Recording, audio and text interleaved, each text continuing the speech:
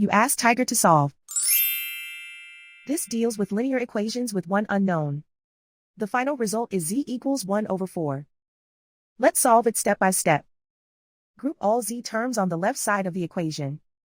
Add 5z to both sides. Group like terms.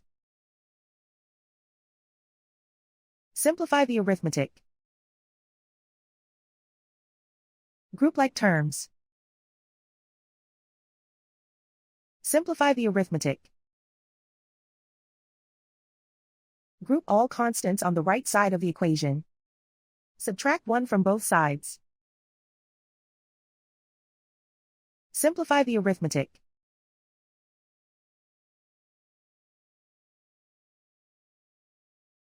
Isolate the z.